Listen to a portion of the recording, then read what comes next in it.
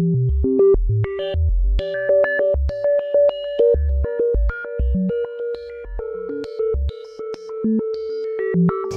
I'm Irene. Thanks for joining us. We are delighted to have scientist Dr. Joe Ahrens, who has created a drug which can prevent the disease of Ebola from spreading.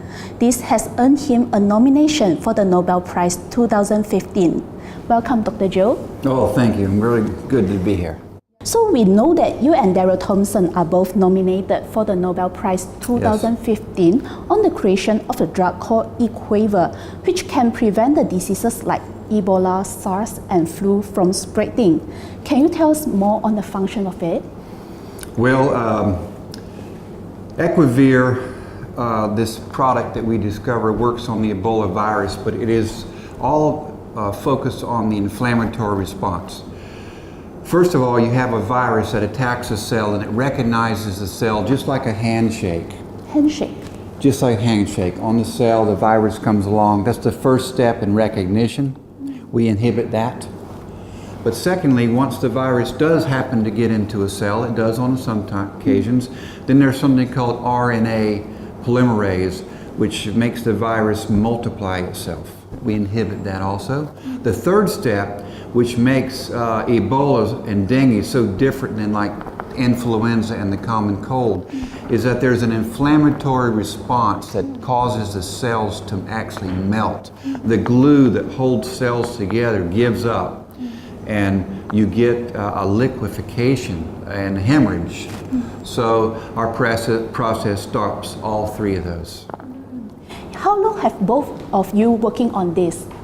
Well, we've been actively working on it about a year and a half, but before that we were already working on some viruses with the United States Defense Department to make sure that some viruses did not become weapons, and we were working with them. Then when Ebola came on the scene, particularly last year, they recontacted us and said, look, why don't you take a look at Ebola, because you guys are experts in that inflammatory response. So we looked at it because we were already working on carbohydrate metabolism and a little bit on Alzheimer's, the inflammatory part of that, and we said, yeah, I think we can do that. So we put a test in. We had it done at the University of Texas Level 4 research facility in San Antonio, and we were very successful in overcoming Ebola. What is the main reason that drive you to do this research actually? Well, you know, we've always focused on meeting the problems of people that are underrepresented actually, even our work with diabetes, Alzheimer's, and we saw that this area where Ebola was trouble there's not a lot of help. Yeah. You know, a lot of major companies were not going after cures. How much money are they going to make when people really needed help? We thought we could come up with an economical solution that did not have to be refrigerated, was easy to distribute in parts of the world such as Africa. And working with colleagues there, we developed not only the drug, but a distribution system. And if we're able now to do the next step, which is primates, then we'll be, and Ebola is still trouble, we'll be able to distribute this compound in Africa and in Southeast Asia. Okay, actually we know that Ebola are known as RNA viruses, so which can mutate rapidly. So how can your research help in solving this actually? Well, there is a compound in our formula that actually interferes with the duplication of those genes. You know, a virus has it's ribose nucleotide as opposed to deribose nucleotide. That just means the genes are made up of this sugar and bases, and they replicate from one side to the other. It's like a thread being wrapped around each other, and it untwists like this.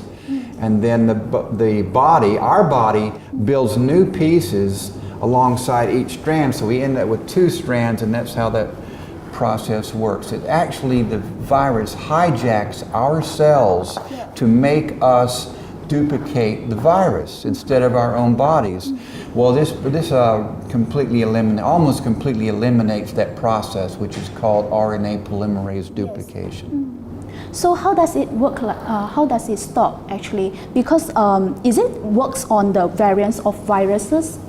Yes, it'll work on any virus. Not just Ebola. That's why it's so phenomenal. We've had success in the common cold, influenza, not only a regular influenza, but some resistant strains, Tamiflu resistant strains, and of course the Ebola virus itself. So as long as you have an ability to stop the RNA polymerase, that's the unraveling and the duplication, and then it's called the repackaging of the genetic material, that greatly inhibits that. But you've also got to stop the inflammatory process.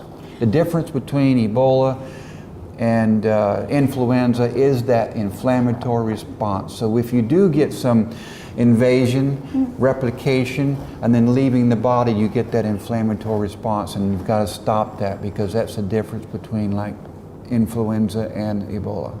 So you talk about can prevent a lot of different viruses, right? How about dengue? The dengue case in Malaysia is quite serious. Yes. So is it can cure about these things? Well, dengue is very important in this part of the world for sure. Actually, we have some dengue in South Texas and in Key West, Florida. It's same, but it's small. Here it's very difficult. Well, this also does appear to work with dengue. It absolutely does. Now the difference between dengue and Ebola, the front end is the same. You have a very similar infection, you have a very similar replication, but the inflammatory part is different.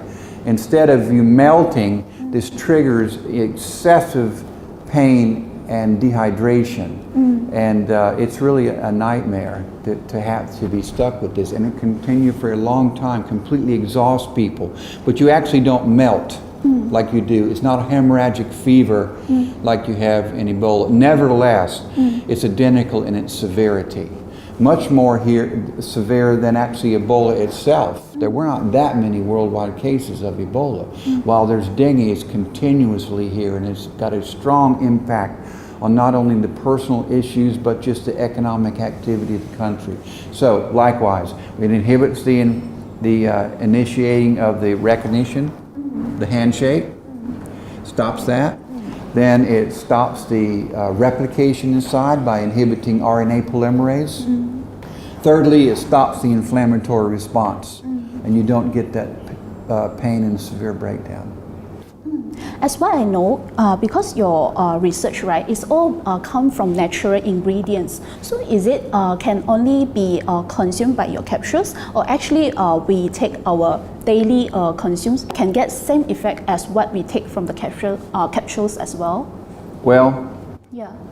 This is a natural product, and just because you say something's a natural product does not mean it is not as strong or powerful as a synthetic drug. Yeah, there's some people that's sometimes very they will think that. It's right, and most people think, oh, this is a real medicine, or this is a synthetic medicine, or this is something natural. Penicillin itself, the best drug, one of the best drugs we've ever had, is a natural ingredient. Was found in mold. Aspirin, probably the biggest drug ever sold, is also found from nature. And even some of these drugs we take for cholesterol, they also, like Lipitor, it's right out of nature. Red rice yeast is where it came from. So we have a natural product that can be taken without consequence. You cannot overdose with it. It's impossible. So I think we have the best of both worlds. We've got a product that's natural. It does not interfere with another drug. There's no drug interaction. And it's it works quickly, does not need to be refrigerated, it's handled very easily, and you can't overdose on it.